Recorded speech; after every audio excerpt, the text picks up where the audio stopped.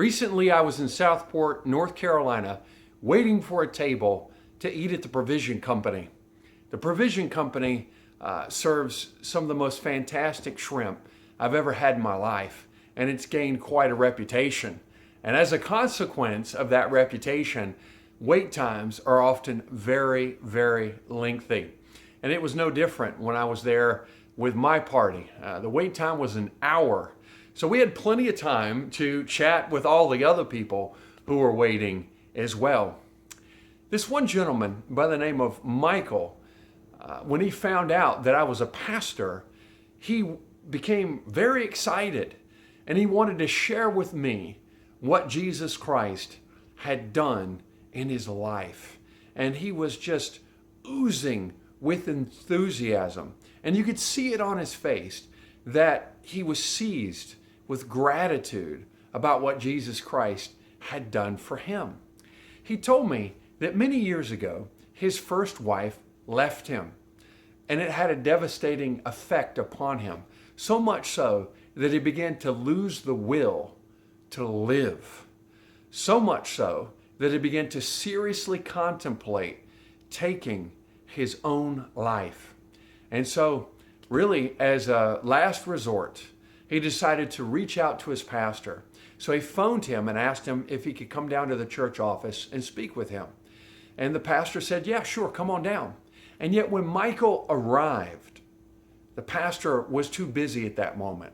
Michael had to wait outside for whatever the pastor was doing. As he was waiting, a gentleman that he had never seen before, had never met before, just walked up to him, seemed to kind of almost come out of nowhere, and they just started chatting. In that moment of great vulnerability, when the main driving force behind Michael's thinking was, am I going to end my life or not? This gentleman came and interrupted him, and they just began to talk. And Michael began to feel peace. And as the conversation continued, he began to feel hope. He began to feel different about his situation. Yes, he was heartbroken, but the power that the sadness had on his life began to dull. And they just sat out there together and smoked cigarettes together and just had a really nice time. And so then the gentleman got up, said goodbye, and walked away. Right after that, the pastor emerged from his office and asked Michael, who was that fellow that you were talking with? And Michael said, you know what? I don't know. I didn't even get his name. So they went into the church office and began to pour through the pages of the church pictorial directory. None of them could find this gentleman anywhere. Michael began to believe that the Lord had sent that man to encourage him, to give him hope, and to point him to Jesus, to encourage him to cry out to the Lord. In this video, as we go through different passages of Scripture, the main point is to remind you of something that it's good to be reminded of. In your moment of need, cry out to the Lord. He can satisfy our deepest desires, our deepest longing. He can give us hope when hope seems to be absent. Our first passage of Scripture is found in Mark chapter 10. Jesus has almost arrived at Jerusalem. He's on his way to Passion Week. I'm going to begin reading to you in Mark chapter 10, verse 46. And they came to Jericho, and as he was leaving Jericho with his disciples and a great crowd, Bartimaeus, a blind beggar, the son of Timaeus, was sitting by the roadside. And when he heard that it was Jesus of Nazareth, he began to cry out and say, Jesus, Son of David, have mercy on me. And many rebuked him, telling him to be silent. But he cried out all the more, Son of David, have mercy on me. And Jesus stopped and said, "Call him." And they called the blind man, saying to him, "Take heart, get up. He is calling you." And throwing off his cloak, he sprang up and came to Jesus. And Jesus said to him, "What do you want me to do for you?" And the blind man said to him, "Rabbi, let me recover my sight." And Jesus said to him, "Go your way. Your faith has made you well." And immediately he recovered his sight and followed him on the way. Now there are a number of things that can be pointed out, places that we can unpack in the story. But I just want to mention 4 things. 1, we see a blind man's faith in action. Even though he was experiencing rebukes for crying out to Jesus, he still demonstrated his faith. He still believed that this great healer from Nazareth could heal him, could restore his sight. Secondly, Bartimaeus doesn't address Jesus or call out to him as Jesus of Nazareth. No, he addresses him as the true King of Israel. By calling out to him as the Son of David, that was his way of saying, "Hey, I know who you are. You are the one that we've all been waiting for. You are the anointed one. You are the Messiah. You are going to restore the Davidic throne. You are the rightful king of Israel." And thirdly, he's healed. He gets what he wants. And fourthly, he chooses to follow Jesus after he is healed. Presumably, that's why we know the man's name. He doesn't just disappear, okay? He follows Jesus Christ. Now, I have been guilty, as well as other pastors and teachers I have heard, teaching this passage of Scripture. Many times we've been guilty of just focusing on the second point, just marveling at the fact that this blind man by the roadside would recognize Jesus as the true King of Israel. And the fact that Jesus does not reject this title and say, hey, let's not go too far here. I am a great healer, but I'm not a king. Oh no, he receives that. He doesn't reject that title. And it's a beautiful thing. But folks, I think it's important to also think about what this also says about Jesus Christ, about his compassion, about how he can meet us in times of desperation with deep need and deliver us from our difficult circumstances. In fact, this passage of Scripture has served as a template. It's served as a, just really as a model for what Christians should do when we are struggling, when we are in desperate need. What should we do? We should do what Bartimaeus did. Cry out to Jesus. Call out to him. Jesus, Son of David, have mercy on me. Exercise our faith just like he did and put it in the hands of Jesus Christ and leave it up to him with the hope and the belief that he can respond and he can deliver us. Our second passage of Scripture is found in 2 Kings chapter 4. So we're leaving the New Testament era and we're going way back in time in Israel's history to the time of the divided monarchy. You have Judah in the south and you have Israel in the north. This is a time that was marked by a slide of God's people into moral decadence, them moving further and further away from the Lord. But thankfully, we had some faithful prophets who acted as a counterbalance. We've already talked about Micaiah. We've already talked about Elijah, and now we're at a point in 2 Kings where his prophetic successor, Elisha, has taken over. But as we read, we encounter mention of a group of faithful prophets who are referred to as the sons of the prophets or the company of the prophets. Well, who are these men? Well, we're not 100% sure. We have to speculate. But one thing that we do know is that they were faithful to the Lord. They probably acted in the way of a guild where these faithful prophets came together and they formed like a prophetic school. They were there to work together to move people back to the Lord. And they probably got started around the time of Israel's first king in the north, Jeroboam. They probably just mutually encouraged each other, but they did stand firm for the Lord. I'm going to begin reading to you in verse 1 of 2 Kings chapter 4. Now a certain woman of the wives of the sons of the prophets cried out to Elisha, "Your servant, my husband, is dead, and you know that your servant feared the Lord.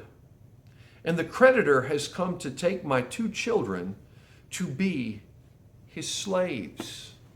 So, like Bartimaeus, who's in a desperate situation, he wants his eyesight restored.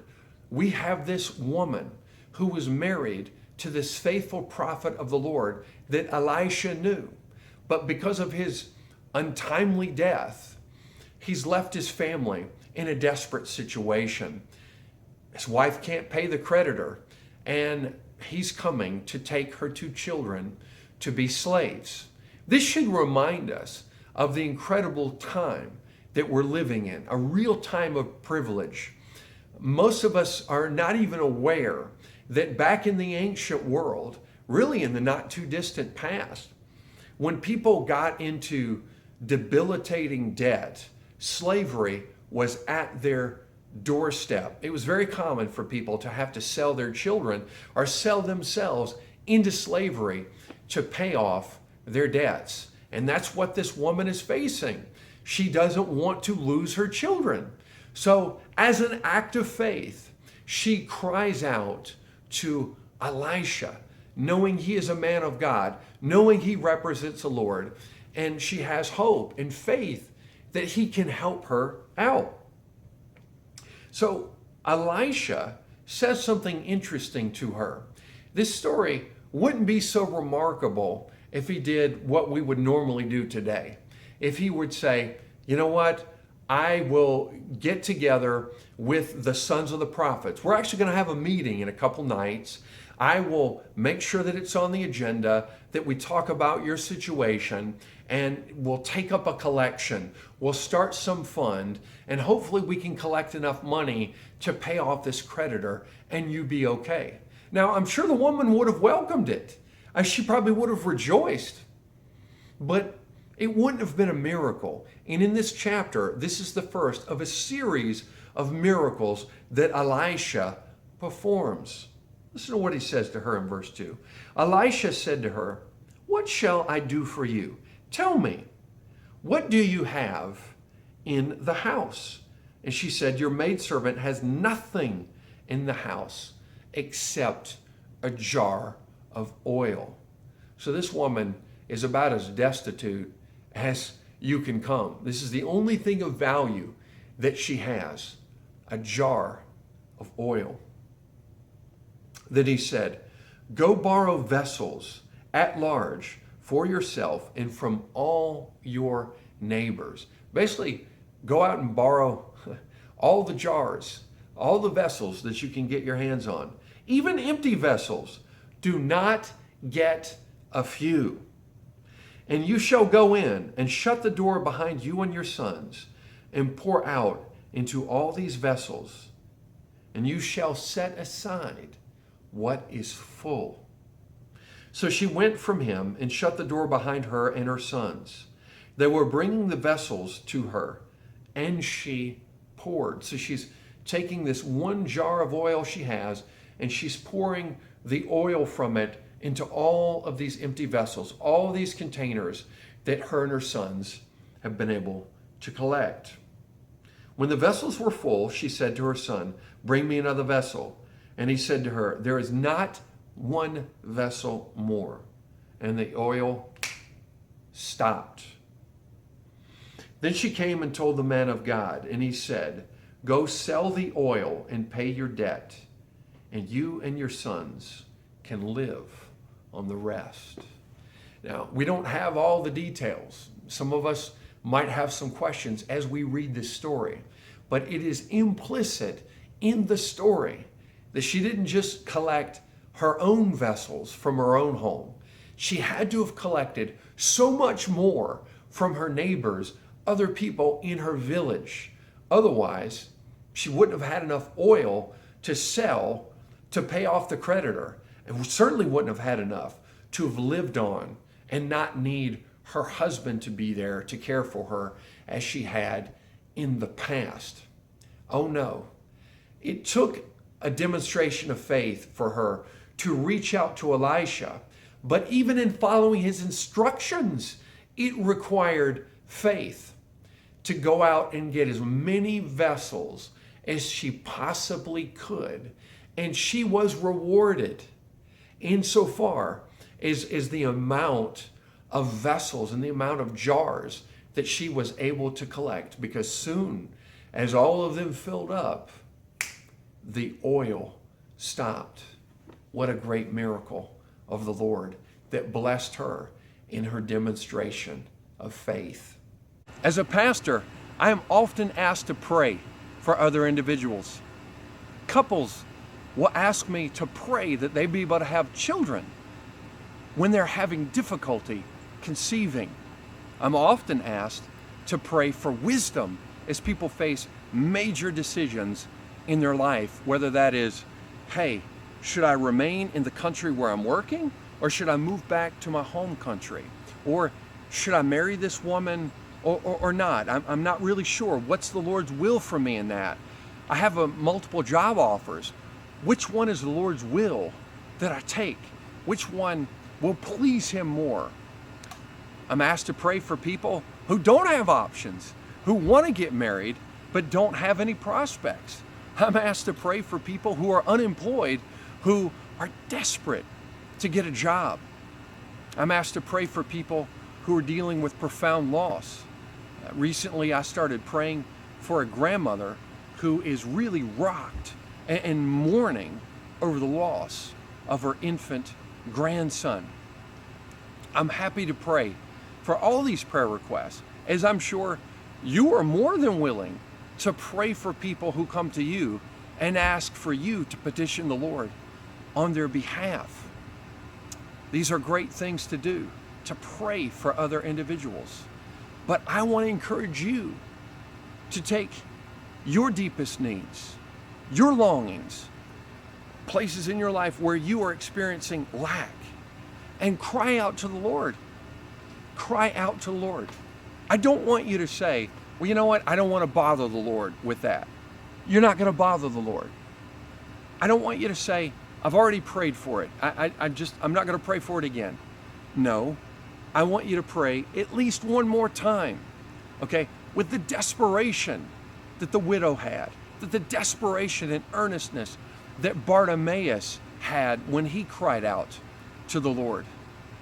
Make it known to the Lord as clearly as possible what you need, what you're asking for. This is a demonstration of faith, and the Lord smiles upon people who are exercising their faith.